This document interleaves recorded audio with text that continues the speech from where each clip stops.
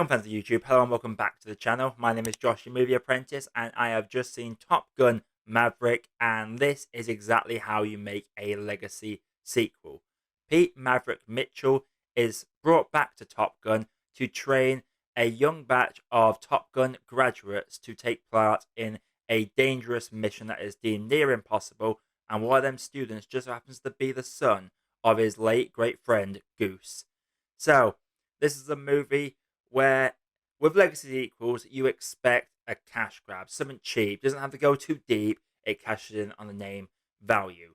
And what do you remember from the first Top Gun? I've seen it once, and off the top of my head, I think homoerotic volleyball scene. I think of the shocking death of Goose, and I of course think of Danger Zone, the song that single-handedly carried that movie at times. So going into this, didn't really expect much. Expected it to be a bit better and less campy than the original, but didn't expect it to go above and beyond. But this film is by far exactly how you should make one of these legacy sequels. It is funny. It is adrenaline filled.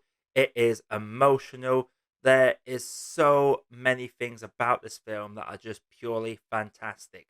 Tom Cruise gives his best performance in a very long time in this. If you go into this expecting an all-out jet fighter action film, you are not going to get that. Most of this film is the training to this big mission to blow up a sort of nuclear base. Instead of non-stop action all the way through, it focuses very much on the characters, the young aviators, and Maverick struggling to come to terms with the fact that pilots like him are getting a bit outdated, and that eventually automated flying systems will take over from human pilots.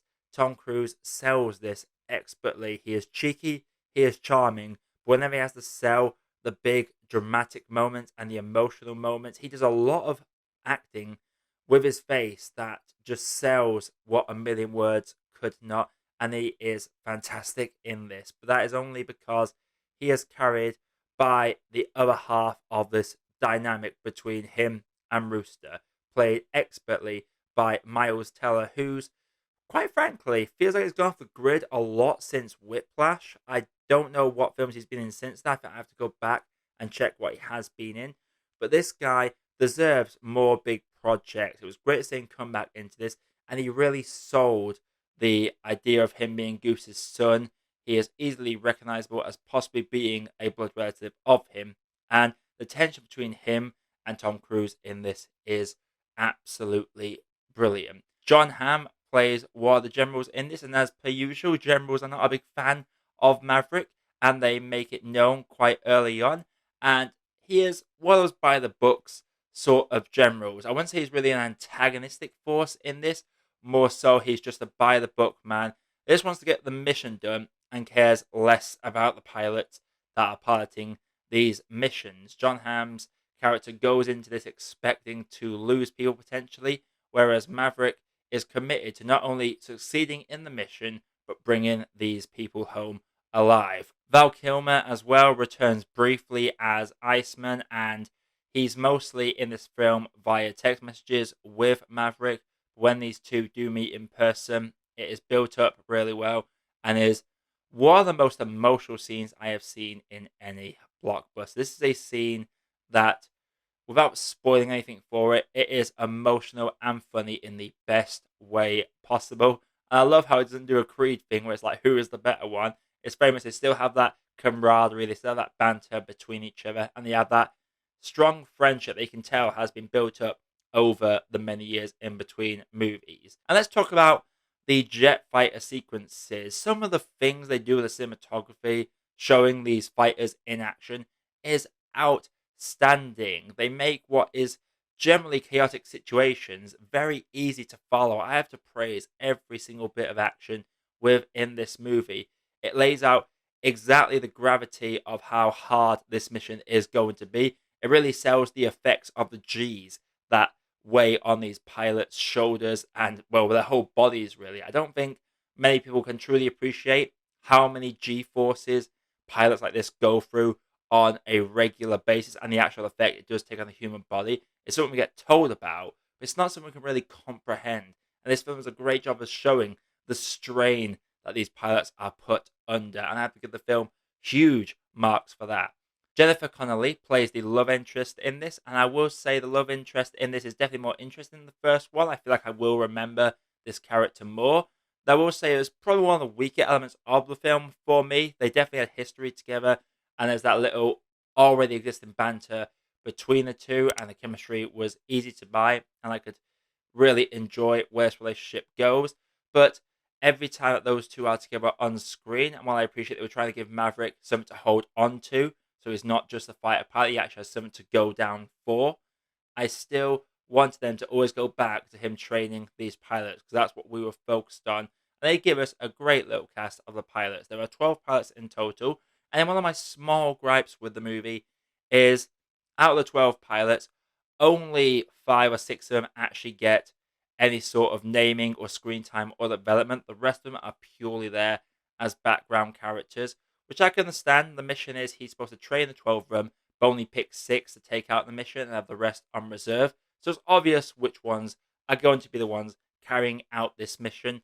And it is a shame, because I would have liked to have seen at least a little bit from every single pilot. And obviously the ones they focus on more will obviously be the ones that get the role. But give like just a couple of moments of just one-to-one dialogue between some of these lesser pilots to these main pilots, and you can really sell the competition to try and be selected for this mission, as well as just coping with the stress of the mission itself. That's something that I would have liked. And the character of Hangman, who is very prominent in the trailer, he is entertaining. He is very much the Iceman of this movie. Though I would argue, out of everyone in this, he is probably the most comical. He is definitely the most comical in terms of his arrogance, and he's clearly there as an antagonistic force against Rooster.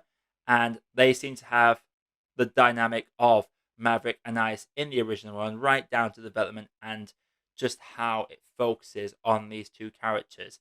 I did enjoy where Hangman's story went towards the end of the movie, but it feels like he had nothing else about his character besides being an arrogant, up his own arse character. The rest of the pilots are really good. I especially loved the dynamic between Bob and Phoenix. I thought them two were a great little pairing, and the rest of them, like Payback and Fanboy, were entertaining enough as well. As I've said, the ones that I've named, they're your big pilots. The rest are just sort of there and don't really add much to the story. When we get to the final third of this film, the action in it and the way it plays out is thrilling. I cannot tell you the last time I felt such adrenaline in a movie than watching this mission getting carried out. I'll say my favourite overall moment of this has to be when a certain character smiles like he is really happy to basically being told to go F himself by another character. The character never says it to him, but they do an action that is equivalent to doing that, and this character looks absolutely overjoyed at that thought. You can certainly buy the motivations of every character in this. There's no one that's just comically evil. Even Hangman, you can tell he just wants to be the best and be the lead man and the hero of America in this. So I don't think anyone felt unreasonable at any point. It was very much a movie where the story didn't have to go as hard as what it did. The action set pieces are great. It gives us good development on most of the pilots that we're supposed to care about. And Pete Maverick Mitchell's dynamic in this and his whole character arc is fantastic. And the drama between him and Rooster, you might think it's one thing in the trailer, but it's a whole different thing in this movie. Speaking of which, big hats off to the trailer, because the trailer in this gave absolutely nothing away, and anything that seemed like it gave away was completely out of left field when we actually got to the movie. In fact, in the final third, I had no idea how it was going to go. Usually with these films, you can tell exactly how it's going to go in some way, shape, or form, but throughout the last 20 minutes of this movie, it could go one way, it could go the other. There are several moments where you feel like it's going one direction before it takes a hard left and heads the other direction. Honestly, Top Gun Maverick, as I've said, is everything a legacy sequel should be, and I would highly implore anyone to watch this on the biggest screen possible with the best speakers, because when them jets are flying overhead, you feel them jets flying overhead. This film is a absolute marvel of a blockbuster, and is what a blockbuster should be. For me, I'm going to say that Top Gun Maverick is a perfect cup of tea. So Top Gun Maverick, have you seen it? If you have, let me know what you thought down in the comments below. Let me know who was your favourite pilot in this movie, excluding Maverick, of course. Coming up on the channel, not really sure what's coming out in the near future, but we are going to get more content out more frequently. And if you made it to the end, make sure you like the video and subscribe for more video content like this coming all the time. But until next time, my name is Josh, I have been your Movie Apprentice, and I'll see you all in the next video.